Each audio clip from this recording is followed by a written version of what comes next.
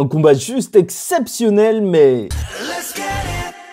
Mesdames et messieurs, ici Chage et on se retrouve aujourd'hui sur la chaîne secondaire Serial Chage le Phénix pour parler de l'épisode 11 donc de Solo Leveling, A Knight Who Defends an Empty Throne, donc un chevalier qui est en train de défendre un trône vide, voilà, tout simplement. C'est très littéral comme titre, mais c'est exactement ce qui s'est passé donc lors de cet épisode, étant donné que en fait on a deux gros segments entre guillemets. On a la partie où on voit les classes S rejoindre l'île de Jeju, là où il y a les fourmis géantes, je sais pas quoi, et où ils ont subi plusieurs défaites, donc ça se trouve qu'ils vont juste collecter des informations là et compagnie. Voilà, apparemment ça demande aussi une notion de ramener des gens et même ramener l'opinion publique pour pouvoir lancer une mission. Tu vois qu'ils ont dû en faire la promotion, même dans les médias, et ça je trouve ça assez intéressant en termes d'univers, de voir comment ça se passe en fait dans la vraie vie entre guillemets. S'il y a vraiment des donjons qui pop n'importe où,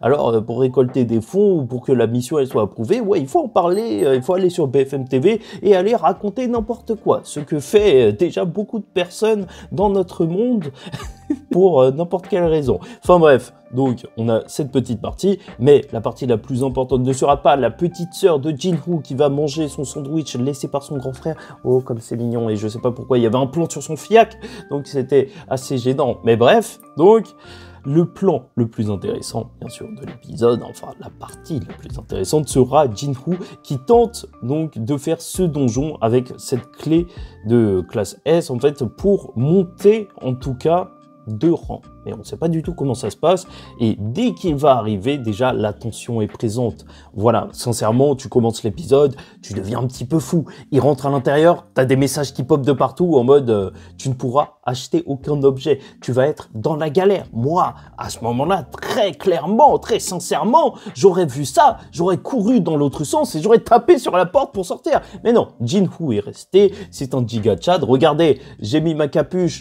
pour le camouflage, c'est la capacité de Jinwoo apparemment désormais. Donc il va se battre face à des sortes de chevaliers qui vont pop, et déjà rien que là, rien que le début, tu vois, les sbires normalement c'est les petits trolls, les petits gobelins du métro, tu vois, et il les défonce, c'est assez facile. Sauf que là, déjà, rien que ça, il n'arrive même pas à les couper. Ça fait flipper. Et après, il y va parce que, voilà, le serpent, il a vu comment faire, les triper, et donc il va juste arracher la tête d'un soldat, et ensuite il va y avoir des mages et compagnie, mais tous dans des corps où on voit pas justement leur corps, en fait, on voit juste leurs vêtements. Enfin bref, il s'occupe d'eux assez facilement, et ça va être surtout l'épisode aussi où l'équipement va jouer un rôle clé, puisqu'il va commencer à s'équiper de choses, mais c'est des armures qui ne se voient pas. Ok, tant mieux, parce que normalement, il est sous couverture. Enfin bref, et donc là, le gros combat de l'épisode, le gros moment de l'épisode, ça va être lorsqu'il va se retrouver dans la salle, et là je vais te le vendre un petit peu en mode agent immobilier parce qu'elle est facile à retranscrire, la salle un petit peu de forme longue, tu vois, rectangulaire, peut-être 2533 mètres carrés, voilà, ça c'est un nombre très réfléchi que j'ai dit, et tu as 2 longées de colonnes qui tiennent donc la salle tout le long, et ça fait que ça offre un beau mouvement de perspective vers l'avant où il y a un trône, bien sûr, avec un petit tapis et tout joli, et surtout un chevalier qui va attendre devant. Le boss, enfin, il semblerait donc de ce donjon. Enfin, boss ou pas, c'est une autre question, parce que normalement les donjons c'est censé se terminer une fois que tu bats le boss, mais là ça s'est pas terminé. Enfin bref, cet ennemi est extrêmement puissant, de son armure toute rouge et bien sûr sa petite queue de cheval, il va s'attaquer à Jinwoo, et Jinwoo, dès le début, et c'est là où tu ressens la pression de fou, donc il ressent ce qu'il a ressenti face aux grandes statues. Donc ouais, là tu te dis mais comment il va faire, parce que il était entre le rang B et le rang A. Donc qu'est-ce qu'il va faire là, Jinwoo? Et tu le vois se faire éclater. Et surtout, c'est ce qui aura marqué, je pense, la plupart des gens lors de cet épisode, et dont moi. Oh purée, franchement, il faut quand même se coiffer, même si on met une capuche. Hein. Mais bon, bref, c'est pas grave, c'est tant pis. N'hésitez pas à liker ou disliker la vidéo, commenter, donner votre avis en commentaire et vous abonner si vous n'êtes pas encore abonné. Et comme ça, je trouverai un peigne dans un donjon, sûrement.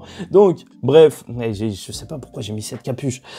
Enfin bref, donc là en fait ce qui a marqué les gens c'est bien sûr que cet épisode est extrêmement beau, le combat est intense et tu le ressens véritablement. Si en termes d'OST j'ai pas été plus marqué que ça, en fait c'est pas que j'ai pas été plus marqué que ça, mais la chose qui m'a marqué le plus en fait lors de cet épisode c'est surtout les différentes utilisations donc de caméra entre guillemets. C'est pas le compositing, les effets de lumière et compagnie, parce que ça reste assez semblable à ce qu'on a vu dans Solo Leveling, donc c'est assez beau, mais c'est surtout donc tous les angles qu'on a vus. T'as limite l'impression qu'il se téléporte, c'est hyper dynamique, ça va dans tous les sens, tu vois, t'as des points de fuite, ça fait que le personnage, il fonce, quand il fonce, bah il fonce pour de vrai, t'as vraiment l'impression qu'il te saute dessus, c'est une dinguerie, c'est vraiment ultra flippant pour Jinwoo, il va juste se faire laminer, dégommer, et bien sûr t'as les images classe, parce que Solo Leveling c'est ça aussi, c'est surtout de la classe, oui, et du beurre. J'ai oublié, je voulais faire une référence à un truc, mais bon, je me souviens pas.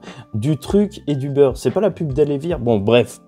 Là n'est pas le sujet, je sais pas ce que j'ai aujourd'hui. Enfin bref, donc, il va se retrouver même sur le trône, et alors qu'il n'a pas le droit d'utiliser d'objet, qu'il est très très mal, qu'il aura même tenté de se battre au corps à corps et qu'il se sera fait défoncer, bah, il va partir plein de rage, tu vois, au moment où il devrait se faire tuer, donc retourner la situation, tu vois, même le petit coup de faire tomber sa lame, puis la faire repop, puisque en fait c'est dans son inventaire, dans sa main, pour avoir l'autre mec, bah ça va marcher, voilà, il va lui crever un œil, et ça va aller dans tous les sens, il va juste l'éclater face à un mur, et bien sûr c'est ultra satisfaisant, mais, je tiens à vous le dire, et à être 100% honnête, moi j'ai un petit peu du mal, donc, quand il manque de difficulté, dans le sens où, en fait, c'est la même chose pour le courage, tu vois. Si tu as un petit peu de peur, c'est quelque chose, si tu as beaucoup de peur, tel le personnage d'Usopp,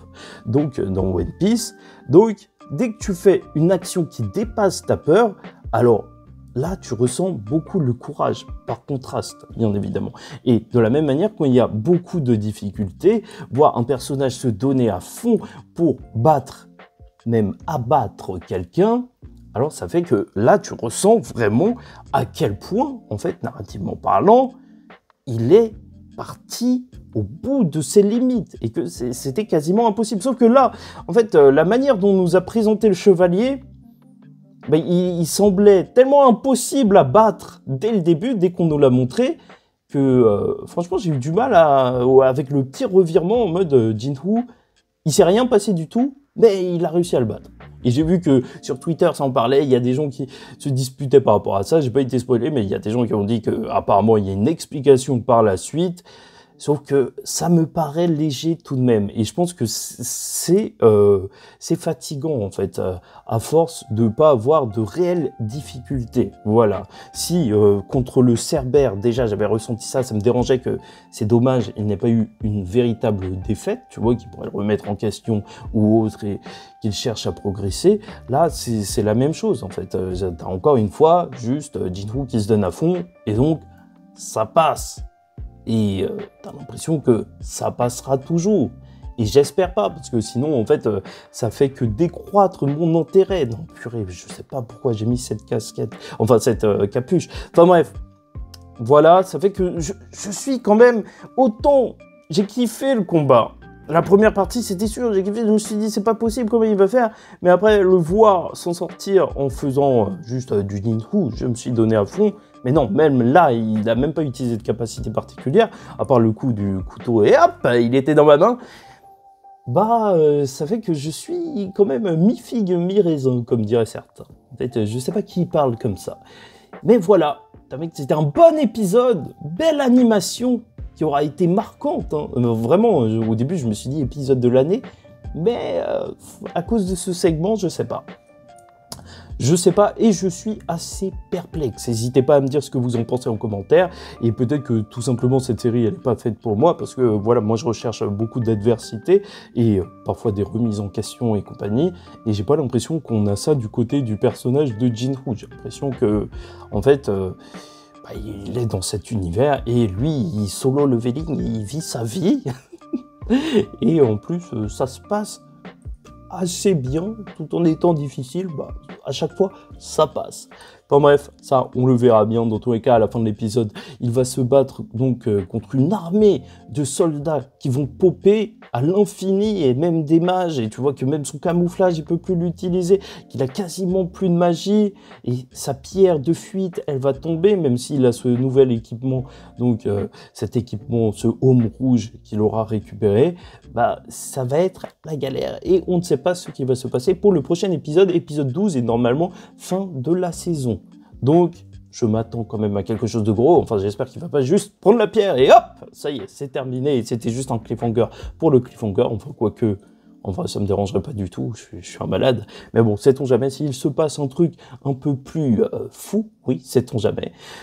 Donc, voilà. Je suis hypé moyennement. En fait, j'espère qu'on va avoir vite l'explication par rapport à ce combat, parce que ça m'a un petit peu circonspect, voilà, comme vous pouvez le voir lors de cette vidéo. En plus, il y a mon flash qui vient de se couper, donc je sais pas, il y a beaucoup de choses qui me choquent.